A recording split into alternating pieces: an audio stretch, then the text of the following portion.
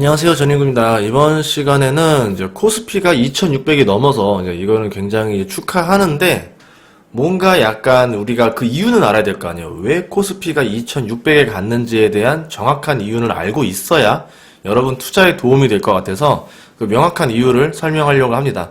지금 코스피만 오른 게 아니라 뭐 다우지수, S&P 500, 나스닥 지수도 다 올랐는데요. 근데 그 오른 이유가 서로 다 달라요.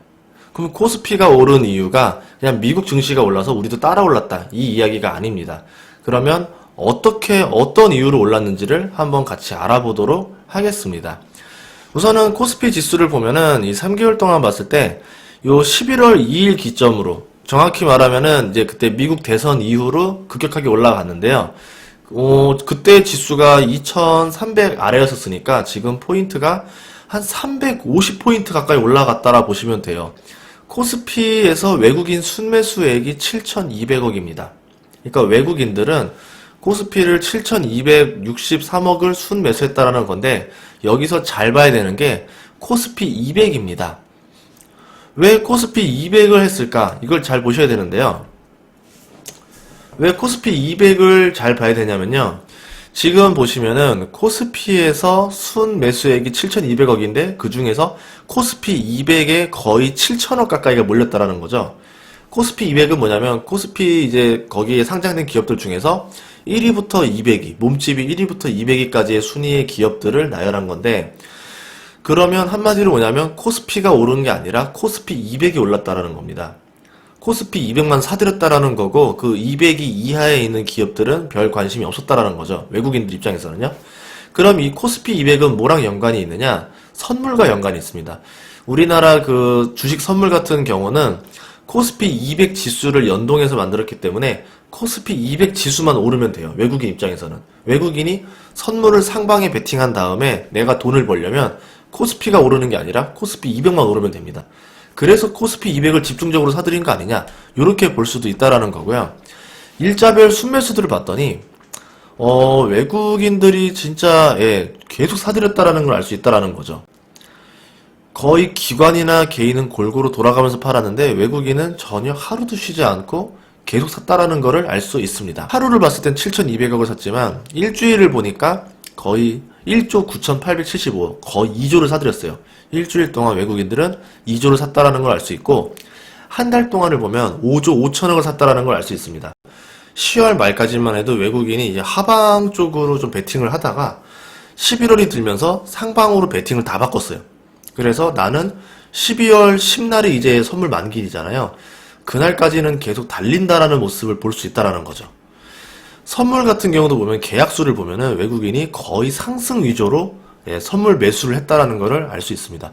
반대로 봤을 때 기관 같은 경우는 선물 매도 포지션을 되게 강하게 걸었는데, 외국인이 이 추세로 간다라고 하면은 기관은 손해가 좀 크게 날 거고요. 외국인은 좀 수익이 크게 날 것 같아요. 선물도 보면은 외국인이 오늘은 4,000 계약을 이제 매도를 쳤지만 일주일로 보면은 1,500 계약 순매수고, 한 달로 보면은 32,000 계약이 순매수입니다. 그러면은 코스피를 보면은 주식은 5조 5천억을 순매수, 선물은 32,000 계약, 순계약. 어마어마한 상방 베팅이라는 거죠. 굉장히 세게 봤다는데, 그럼 외국인들은 왜 코스피 지수가 상승할 것이라고 이렇게 봤는지를, 이유를 알아야 되겠죠? 우선은 삼성전자 주식이 굉장히 많이 올랐어요. 여러분들 되게 기쁘다라고 많이 하는데, 거의 7만원 터치 한번 할 뻔하다가 이제 오늘은 못했는데요. 한 달 동안 21%가 올랐습니다. 그때 56,000원에서 67,700원까지 올랐었고, 오늘은 장중에 7만원을 터치할 뻔했었는데, 이렇게 21%가 오를 수 있었던 이유는 무엇이었을까? 이것도 보셔야 되고요. 그러면 삼성전자를 외국인들이 얼마나 샀냐라는 걸 보면 되는데요. 지금 제가 쭉 보니까 11월 2일부터 오늘 현재까지 봤더니 외국인의 보유율을 보시면 55.97%에서 지금 56.64%. 그러니까 보유 주수를 0.7%라 단순하게 볼게요. 그러면은 외국인이 매집한 규모는 한 2조 8천억치를 지금 사들였다, 이렇게 볼 수 있습니다. 그러면 5조 5천억을 한 달 동안 순매수했는데 그 중에서 삼성전자를 2조 8천억을 사들였다. 그러니까 외국인이 순매수한 거의 절반은 삼성전자라는 이야기예요. 하이닉스도 보시면은 11월 2일쯤부터 해가지고 주가가 또 쫙 올라갔는데요.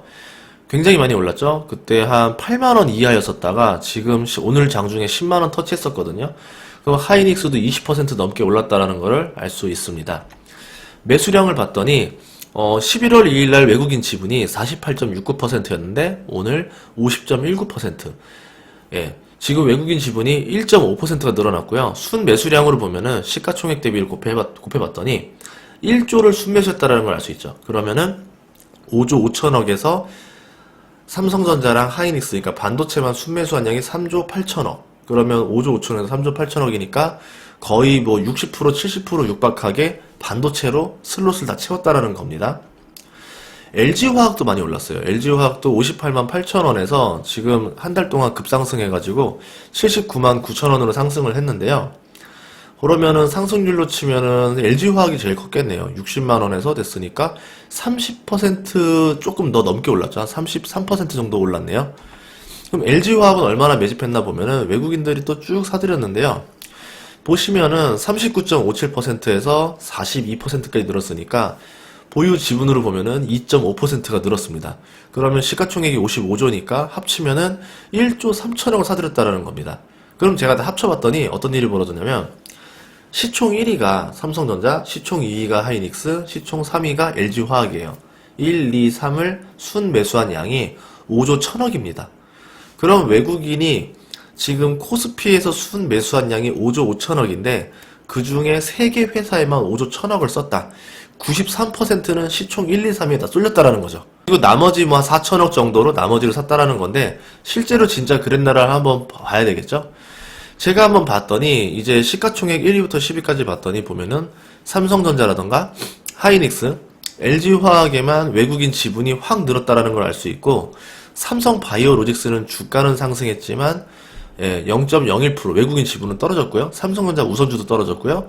네이버도 0.02, 셀트리온도 0.01, 현대차도 0.05. 그러니까 별로 의미 없는 행동이었다라는 거죠.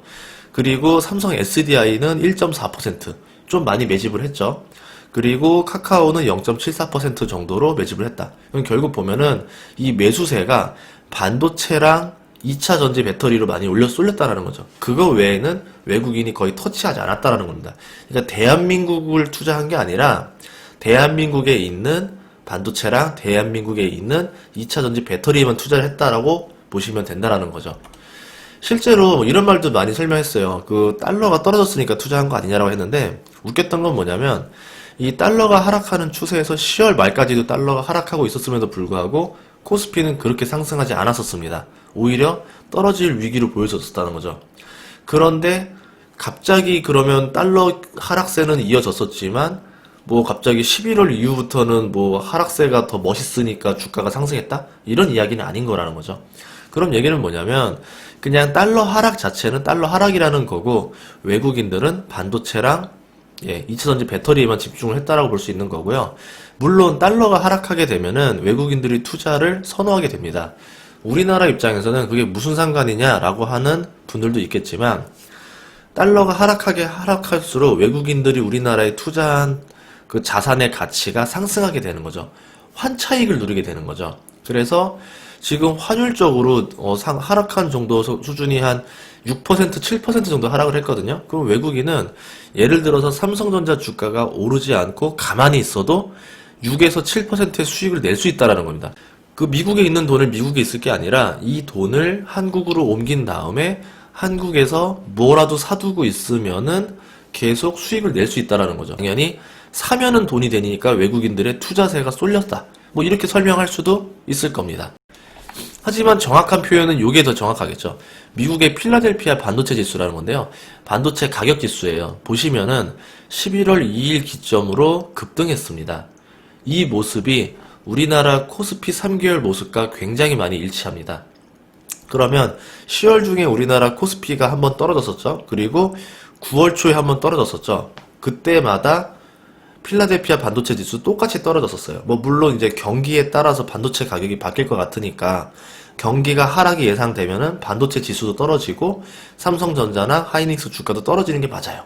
뭐 그런 의미를 해석하셔도 좋습니다. 어쨌든 반도체 지수가 올랐고 그만큼 삼성전자랑 하이닉스로 매수세가 쏠렸다라고 볼 수 있다라는 거죠.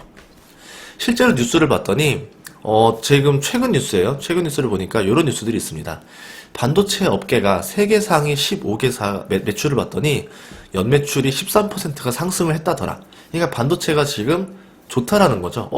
반도체 호황 온 거 아니야? 라고 하니까 쏠린다라는 거예요. 반도체 같은 경우는 한번 탄력이 붙으면 1년에서 2년은 계속 좋아져요. 사이클이라 그러죠. 좋아질 때 가격이 쭉 올라갑니다. 그러다가 쭉 내려갔다가 올랐다 내렸다 하기 때문에 반도체 가격이 오른다라 보면은 이제 외국인 투자자들이 우르르 들어오기 시작하는 거죠. 실제로 지금 뭐 다른 뉴스에서는 반도체 주식이 내년 3분기까지 상승 랠리가 이어질 것이다. 이렇게 이제 말도 하는데, 그렇게 본다라는 건 내년 3분기까지는 반도체 투자가 괜찮지 않겠냐. 요거를 조금 더 빨리 타임을 땡겨보면은, 내년 상반기까지는 반도체 주들이 오를 수 있지 않겠냐라고 보는 뉴스라는 거죠. 또 내년 메모리 시장 전망 발달하는 뭐 이런 뉴스들도 있었고요. 그러니까 반도체에 대해서 지금 업황이 좋아졌기 때문에, 특히 내년 업황이 좋아졌기 때문에 좋지 않겠냐라고 지금 보고 있다라는 겁니다. 실제로 보면은 10월 달까지만 해도 이런 말이 있었어요. 반도체 업황이 나빠졌다. 4분기에 나빠져서 올 연말까지는 힘들겠지만 내년부터 좋아질 거야 라고 생각을 했는데 11월 달에 이렇게 된 거죠. 응, 아니야 이러면서 쫙 올라가는 거죠. 그러니까 반도체 관련 주식들이 오르기 시작했다. 이렇게 보시면 되고요. 배터리 뉴스도 있었어요. 배터리 뉴스도 보면 뭐냐면 지금 배터리 수주 잭팟이 터졌다라는 뉴스가 있었어요. LG화학 배터리 수주 잭팟이 났다라는 게 테슬라 모델, 중국에서 생산되는 모델 Y가 이제 전량 수주를 했다는 거죠. 중국에도 캐틀이라는 회사가 있고, 그리고 일본에 파나소닉이 있는데 LG화학이 이 경쟁자들을 다 제치고 전량 수주를 했다라는 건 굉장한 쾌거라는 거죠. 그래서 아마 이렇게 배터리에 대한 소식을 미리 알지 않았을까. 그래가지고 외국인 투자자들이 한 달 전부터 러브콜을 했었고, 한 달 전에 JP모건에서 유료 리포트가 나왔었는데 거기서 했던 말이 LG화학 목표 가격을 95만원으로 수정한다라는 그런 리포트가 있었었어요. 실제로 그때 전부터도 그랬지만 외국인들이 막 LG화학 주식을 막 사들이기 시작했고, 지금 결국 뉴스를 까봤더니 이런 뉴스가 나왔다라는 거죠. 뭐 물론 장기적으로 보면은 중국 같은 경우는 배터리 굴기, 반도체 굴기가 실패했기 때문에 이번에는 배터리 굴기다라고 하면서 또 어마어마한 물량 증설을 또 준비할 것 같아요. 근데 이제 저번에는 반도체 때는 기술도 없이 반도체 굴기를 도전했다라고 하면은 이번에는 또 캐틀이라는 회사가 있기 때문에 이제 배터리 굴기를 또 하게 되면은 아무래도 LG화학이라던가 삼성 SDI, SK이노베이션이 조금 힘들죠. 가격이 떨어지기 때문에. 그런 위기들도 예상되지 않느냐. 뭐 지금 당장의 문제는 아니고 한 내년에서 내후년에는 조금 고민을 해봐야 되는 문제다. 이렇게 볼 수 있다라는 겁니다. 여러분들이 투자를 하시거나 뭐 할 때 그냥 무조건 좋다, 나쁘다라 생각하는 것보다는 지금 왜 올랐는지, 왜 나빠졌는지 이거에 대해서 분석을 하는 습관을 가지셨으면 하는 바람에 제가 이렇게 간단하게 설명을 했습니다. 다음번에도 여러분들의 투자에 도움될 만한 정보로 찾아뵙도록 하겠습니다. 구독과 좋아요 부탁드리겠습니다. 감사합니다.